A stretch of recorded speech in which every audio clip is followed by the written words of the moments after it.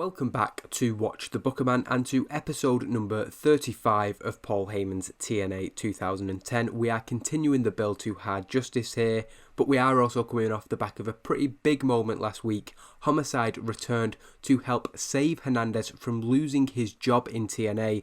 Bad Influence outnumbered Hernandez. Homicide returned to help his former LAX teammate, but there were some questions left unanswered. We'll go some way to answering them tonight. But we also have, before the next pay-per-view, a World Heavyweight Championship match. Brian Kendrick, who earned that shot by defeating Paul London at the previous pay-per-view, he will face Kurt Angle in the night's main event. And we also have that British Invasion Open Challenge, which we've heavily implied that it's going to be one of the best tag teams in the world, and they will make their debut in the Impact Zone tonight. And the show begins with a look back at last week's show. During the main event, as Hernandez looked to be on the brink of losing his place in TNA, his former LAX partner Homicide returned, as I've previously said. Homicide helped Hernandez to clear the ring of Matt Morgan's Bad Influence stablemates Daniels and Kazarian, in turn assisting him in defeating that personal rival that he's had in the shape of Matt Morgan. The reason for Homicide's return, considering the way his friendship ended with Hernandez, caused many questions to be asked. And while tonight will be main evented by that World Heavyweight Championship match, the major talking point coming into the show was Homicide's return. The last time these two were sort of directly linked to each other was when Homicide joined the World Elite by turning on Hernandez. Like I said, we're going to find out what has caused that change of heart throughout the course of tonight's show, and as expected, the man of the moment, Hernandez, is the first member of the TNA roster to make his entrance on the show, entering the ring and taking a microphone in his hand. Hernandez says that just like everybody else, he doesn't understand what happened last week. He hasn't spoke to Homicide all week and he just wants to hear his explanation. Nothing more to it, and he invites Homicide to the ring. Homicide comes out and tries to speak with Hernandez one-on-one, but Hernandez thinks everybody should hear this. Homicide takes a microphone and says that everybody knows how it ended with LAX, and everybody knows what he did to Hernandez. He turned his back on him. But last week wasn't about their petty squabbles and the personal differences that they've had. Homicide says that the rivalry with Bad Influence ran deeper, and Sean knows exactly what Homicide means. Before Hernandez can respond to this, Bad Influence come out and mock the two men, making fun of this little heart-to-heart before heading to the ring to attack them. Amazing Red comes flying out from the back. He seemingly wasn't cleared last week, but he's not going to watch Homicide and Hernandez get outnumbered. The three men, Hernandez, Homicide and Amazing Red, then stand tall, having cleared the ring. Red finds himself between Hernandez and Homicide. The will they, won't they continues with a not that great segment, to be honest. The commentary helping us, Homicide using subtle mannerisms to hint at a future face turn. We are of course going to pull the trigger with that, but we're not quite there yet. Does lose heat to the storyline, which is a shame, but I think over the next weeks and months, this storyline will gain some more heat and it won't be something we'll have to worry about too much. Before the opening match of the night, Brian Kendrick is interviewed about his challenge of Kurt Angle's World Heavyweight Championship, which will take place in the main event. Jerry Borash asks Brian his feelings on being overlooked, the things that he said last week basically, and Kendrick explains to JB that this isn't a new feeling, and anybody who has followed his career knows that this isn't just him being paranoid. If he was more conspiratorially minded, he'd think there was a grand force working against him. Whatever the truth is, the fact of the matter is that he has spent a long part of his career being overlooked and undervalued. It pissed him off then, and it pisses him off now. Tonight is his chance to irreversibly change that, and he doesn't intend to let this opportunity pass him by. Desmond Wolfe, Samoa Joe, Paul Heyman, and most importantly Kurt Angle, they all think that Kendrick doesn't have what it takes to main event pay-per-views to carry World Heavyweight Championships. Brian Kendrick vows that tonight will be the last night he is ever overlooked. So Kendrick, who has been quite a laid-back character in the last few months, now actually showing a bit more of that fire that people want from him, working the crowd well, improvising to his advantage, and it's touching on the fact that Kendrick had a lot of issues in WWE without actually coming out and criticising his previous company, because I think that's a played out thing even in 2010, especially in TNA. So more just touching on the fact that throughout his career he has had these frustrations, and tonight is a important milestone for him as much as it is a huge opportunity. Brian Kendrick's partner is then in action in the opening match, and he's defeated by Samoa Joe in 14 minutes and 13 with a muscle buster. It's a highly competitive match, very much showing Paul London to be almost on the level of Samoa Joe. It's only a 64, London with a 60 and Samoa Joe with a 74, but it's about continuing to try and put London and Kendrick on that higher level. They've been mid-card since coming to the company, but what we're telling viewers here by having Paul London be equal to Samoa Joe for much of the match, and hopefully with Brian Kendrick having a competitive challenge of the World Heavyweight Championship, we're just telling fans that these two are people who we can very much take seriously, and a muscle buster is enough for Samoa Joe to get the win. Following an incredibly hard-earned victory over Paul London, Samoa Joe takes a microphone and addresses Brian Kendrick's words from earlier. Samoa Joe makes it clear that he would never underestimate Brian Kendrick, and just like Paul London, they all came up in the same generation. He knows firsthand how good they are, and he's kind of surprised that Kendrick would even think that Joe would overlook him, considering they both came through that same generation of independent talents. But this isn't about Brian Kendrick and Paul London, and that's what they need to realise. This isn't even about Kurt Angle. This is and always has been about the World Heavyweight Championship, and he doesn't care who holds that title at the end of the night, because Samoa Joe believes that he is next in line. To a decent segment again. Might have hoped for better from Samoa Joe. While he does improvise well, a 68 isn't particularly good. I think it was only a 3-minute angle or something like that. So maybe if we give Joe longer, he'll do better in promos. Heading to the back, Madison Rayne is shown approaching Hamada, and she asks her where her partner Awesome Kong is. Hamada doesn't know, so Madison Rayne looks around and brings Hamada in close. Madison says that she doesn't like to stir the pot. That's not really her kind of thing, but she's heard Sarita, Taylor Wilde and Sarah Del Rey saying some pretty mean things about both Hamada and Awesome Kong, about how they're past it and they never really were as good as everybody said they were. Hamada doesn't buy it, but Madison Rayne says that she didn't want Hamada or Kong to overhear it from anybody else, so she's just looking out for them. Hamada has nothing to say.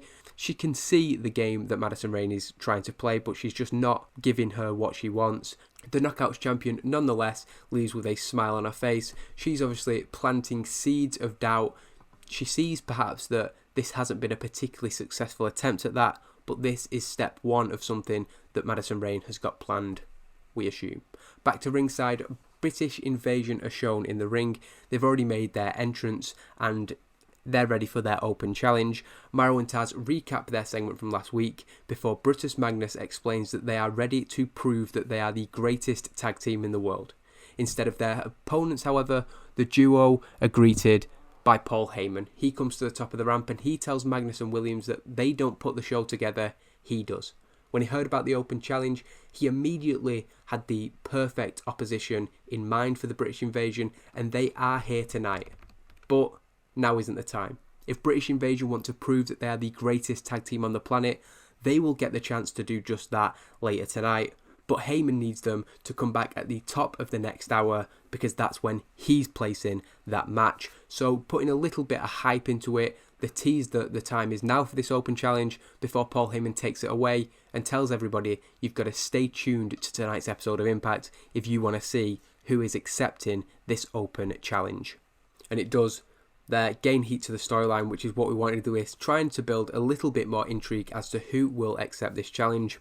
Before the second match of the night, Mauro and Taz then introduced footage from last week's Explosion on Saturday night, Roderick Strong defeating Rhino before being jumped by Rhino's partner Jesse Neal. It is noted that given his recent declaration that he is looking out for himself and nobody else, it was not surprising that backup wasn't forthcoming for Roderick Strong, and he'll be going it alone again tonight. In an extremely short match though, he is able to defeat Jesse Neal. Rhino gets up on the apron and tries to distract and cost Roderick Strong, but this actually backfires. A double knee gutbuster securing the victory for Roderick Strong. It's a poor match, but a decent performance from Roderick Strong. Not much more to say about it than that. And in the post-match segment, this is probably more important. Roderick Strong struggling when going off script, but as he has his arm raised in the ring, Mick Foley and Jimmy Jacobs make their way out to join him. Mick speaks on behalf of his leader and says that the New Age watched last week as he was left beaten and alone, and they saw that it almost happened again tonight. Everybody in TNA has their family, their friends, their stablemates, the people who look out for them, and Roderick Strong is no different. He needs backup of his own. Roderick Strong remains as disinterested as he has for weeks really. He's not shown any inclination that he's ready to join the New Age, but Foley says that they need an answer. The offer has been on the table for weeks and Strong needs to commit right now to the New Age. Strong appears to consider the offer, looking to Jacobs and then to Foley, both of whom smile. Strong then begins to nod slowly before turning and hitting a super kick to Jimmy Jacobs. Strong sends a very clear message to Mick Foley and to Jacobs, of course, grabbing a microphone and saying, "There is your answer. Roderick Strong has no intention of joining the New Age." Interviewed in the back, Jay Lethal then talks about Abyss's appearance during his match last week and wants to know what he was doing, lurking in the shadows, creeping out his girlfriend. Maria sells the fact that she is afraid of Abyss when Jay Lethal is talking about him, and when the interviewer points out that the distraction cost his team the match and seems to have been somewhat of a final straw for Austin Creed, Jay Lethal avoids the question. He has bigger fish to fry at the minute. He's got people coming for both the X Division Championship and the Global Championship. He can't worry about Austin Creed and his issues. That's going to have to wait for another time, but that is another not great segment, and we go into another poor segment. This is a little bit of a disappointing show. Thankfully, we have a main event that I'd call a banker, that we know that it's going to be a decent show overall, but when we're trying to build heat and storylines to Hard Justice, this hasn't been a particularly successful show so far. Tara makes her way down to the ring with a purpose, as the commentators remind us of the bad week that she had last week. Between Victory Road and Impact, Tara was attacked twice by Jazz, dropped both times with a Jazz Stinger. During that time, this actually resulted in her losing a Knockouts Championship match against Madison Rayne. Tara comes out and says that while she has a match with ODB later, she's here to speak to Jazz right now. Jazz is clearly up for the fight, but for the first time between the two, Tara gets the better of Jazz, and at this point, Jazz decides to back away. She heads up the ramp, frustrating Tara, but Tara says that since she knows that either Madison Rayne or Jazz are lying to her, she's got issues to pick with both of them. She says that she'll find a partner next week, and she's going to take on both Jazz and Madison Rayne. She's cleared that with management. Jazz looks pretty happy with this. She wants to get her hands on Tara in a competitive environment, and she says that she'll see her later tonight, implying that this isn't the last that we've seen of her, and with Tara in action against ODB later, we may come back to this. Before the third match of the night, a pre-recorded promo from Sara Del Rey airs, and during the insert, an uninspired looking Del Rey complains about the level of competition that she has found in TNA. She puts down Lacey Von Erich, who she will challenge tonight, and adds that she is self-imposing a 5-minute time limit on tonight's match. If she doesn't win in that time, she's failed, and Lacey Von Erich can chalk it up as a win. Del Rey adds that if TNA won't bring her the serious competition she desires, then she's going to have to do something to keep it interesting and put herself on her toes, losing heat to another storyline, but that's actually a decent promo, as Sara Del Rey takes 3 minutes and 7 seconds to defeat Lacey Von Erich with that cross arm breaker. Couldn't be more one-sided. Really, I was going to have this as a 2-minute match, but when I got to the end of the show, my match percentages were lower than they should have been, so I needed to add a minute or two to a couple of matches throughout the night. So this was going to be 2 minutes, but the point still stands. A good performance from Sara Del Rey there with a 53. Lacey Von Erich with a 43 as well is decent. ODB doing some good work at ringside. She shouldn't have really been there considering she's preparing for a match later. Brooke will have been at ringside instead. Sara Del Rey then stands tall after a completely dominant performance, indicating on her fingers that she reckons that took her about 2, maybe 3 minutes. It was 3.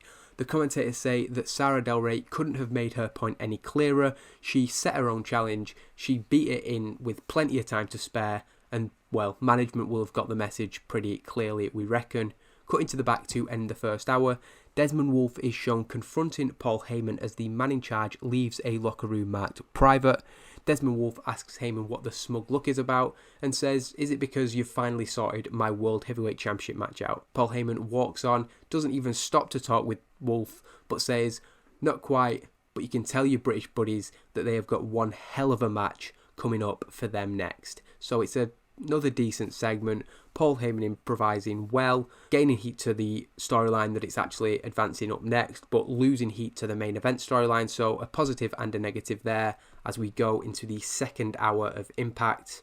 And we see once again British Invasion are in the ring, awaiting their opponents for the second time in the night. This is the one where they actually do find out who they are. But again, Paul Heyman comes out and recaps exactly what the British Invasion asked for.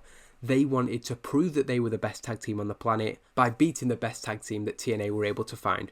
Paul says that he knows the two men who have accepted this challenge very well, and he's been waiting for a long time to get them into this company. But tonight feels like the perfect opportunity. With an acquisition of this level and the wrestling business being as it is, there were trademarks and legal issues to deal with, but now the contracts are officially signed, sealed, and delivered.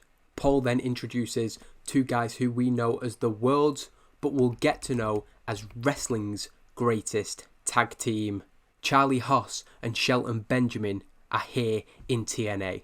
The two newcomers arrive in the Impact Zone, hopefully to a good reaction. Charlie Haas gets an adequate rating for his gimmick, while Benjamin gets a great. So happy with that really overall. Shelton Benjamin is probably the more over of the two as well, so that definitely will stand him in good stead. The two newcomers shake hands and hug their old friend before heading to the ring for their TNA debut. So new signing and new signing too, who we've had on the books for quite a while. Sometimes I try and match things to reality, and Shelton Benjamin I think was released in April 2010, so I've done the 90 days and worked out that this would have been the first time for us to use him. I mean, I didn't need to do that, I understand, but I do sometimes like to try and reflect real life events as close as I can, and this is an excellent debut segment for them, an 82 rating, and hopefully everybody is as happy as I am to have wrestling's greatest tag team on the roster. Think about some of the teams. I'll probably go into this in a later episode because there's another couple of teams who I do want to add to the ranks, but what a division we are building here, I think. Already got Beer Money, Gen Me, British Invasion you could class, probably London and Kendrick, and now we have Haas and Benjamin, two guys with a lot of history with Paul Heyman as well, and they make a very successful debut to their TNA careers, defeating the British Invasion in 6 minutes 20, and we want to put over the size and the strength. In WWE, they were probably quite average in terms of the build, but when you put them against the TNA roster, I think they're both well over 6 foot, both really athletic guys, and we almost want to say that they overpower British Invasion. They obviously caught off guard. British Invasion didn't have the chance to prepare for this match, but the size, the strength, the agility, this is a quick, decisive victory, and a 75 from Shelton Benjamin is exactly what we want to see. Doug Williams actually doing slightly better than Charlie Haas, and over time it might be a case that Benjamin outgrows this group, but we definitely want to see Charlie Haas get up to the Shelton Benjamin level rather than have to split him up or anything. I can't believe I'm talking about that during the first match, because the idea here is that these two are going to be part of this incredible tag team division for a very, very long time. Benjamin pins Doug Williams, both teams great chemistry while teaming. The best of British storyline continues, but they are not the best team in the world, and on tonight's evidence, Charlie Haas and Shelton Benjamin may well be. They celebrate that decisive debut as Mauro and Taz put them over. They lived up to that billing as wrestling's greatest tag team, as they had during the match. The commentators suggest that the dynamic of tag team wrestling has changed here in TNA with Haas and Benjamin's debut, and the whole division, like they were with Sarah Del Rey earlier, will be put on note. We then head to the office of Paul Heyman, and he is smiling like a proud father as he watches Charlie Haas and Shelton Benjamin celebrating in the ring. We see, but he doesn't, that Mr. Anderson is behind him. He has entered the office and shows some signs of jealousy. Mr. Anderson asks Paul if he remembers him, before quoting, "The 7th of January 2010, your first night in TNA and my first night in TNA. He signed as Paul Heyman's first." Anderson says that Heyman sold him on a vision. He made promises to Anderson, but he hasn't kept up his end of the bargain. He asks the Booker man what he's got for him, and Paul tells Anderson that he remembers every word of their meeting back in January, but the guy that he signed isn't the same Anderson he sees stood in front of him. Since Anderson is attached at the hip to Big Rob and Sean Bashir, then he can head to Explosion this Saturday. There, Eric Young will be waiting with two partners of his own choosing, and he wants to see the asshole that he signed, the asshole that he moved mountains to bring into TNA. Mr. Anderson wants to come to him and talk about not getting a fair end of the deal, but Paul Heyman is turning it on Mr. Anderson here and saying, "You haven't given me what I invested in to bring to this company." He almost feels let down by Mr. Anderson, somebody he had such high hopes for. He hasn't done what he was brought in to do yet. The point being, Anderson has had the challenge laid down to him by Paul Heyman, and we'll see how he responds to that. He's got a massive ego, so I'm sure there'll be some reaction. Before the 5th match of the night, the commentators confirm that Jeff Hardy will appear on Impact next week. He's not here due to what happened on last week's show with the Monster Abyss. He was chokeslammed on the stage, but he is expected to make a challenge to the Monster on the upcoming show. This is something that I didn't write in, but I've decided to do because I've already planned out next week's episode. Jay Lethal will face Abyss in a non-title match. Lethal won the Global Championship from Abyss, but then Abyss was suspended and had his rematch taken away from him as a punishment for attacking a backstage worker. I think it was Scott D'Amore, but because of the lurking in the background, Jay Lethal took offence to him creeping out his girlfriend, and they will go one-on-one in next week's main event. Tara then defeats ODB in another match that I had to add a couple of minutes to. I was going to have maybe 6 minutes. It's more like 8 here, but a Widow's Peak is enough for Tara to defeat ODB.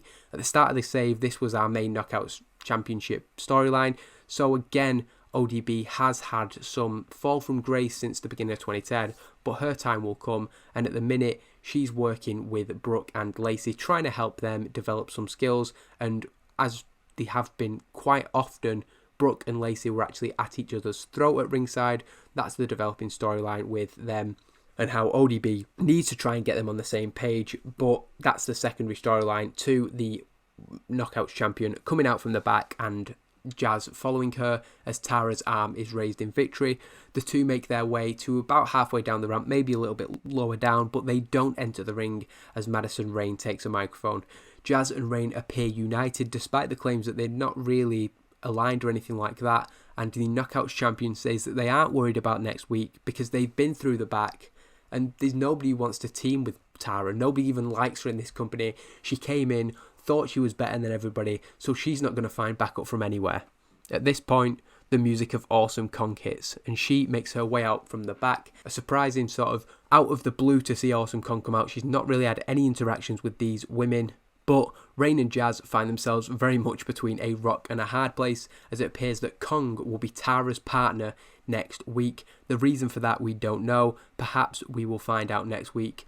Awesome Kong isn't somebody who speaks much, so maybe not, but that is the match, and we go to then footage from earlier today, behind the scenes of a photo shoot arranged by Larry Sweeney, Austin Creed and Kazuchika Okada. Austin Creed knocked on the door of Larry Sweeney last week, and then I think it was this week's Explosion where he was scouted at ringside by Larry Sweeney, and now they're being photographed together, images which then prompt suggestion from the commentators that a new tag team may be coming to TNA soon, Creed and Okada potentially working together going forward. Catching up with Bad Influence after their struggles with Amazing Red, Hernandez and Homicide early in the night, Jerry Borash asks for the group's feelings about Homicide's return, all three of them improvising well in a decent segment which doesn't continue the storyline for some reason, so I'm not sure what I've done wrong there, but Daniel says he doesn't give a damn about Homicide. What pisses him off tonight is that little runt Amazing Red sticking his nose in where it isn't warranted. Matt Morgan takes over the promo from there, saying that last time Red stuck his nose where it didn't belong, he ended up in the hospital. Next week, Matt Morgan is going to do the exact same, except this time, Amazing Red will not be coming back. Frankie Kazarian also adding some words at the end there for him to get that note.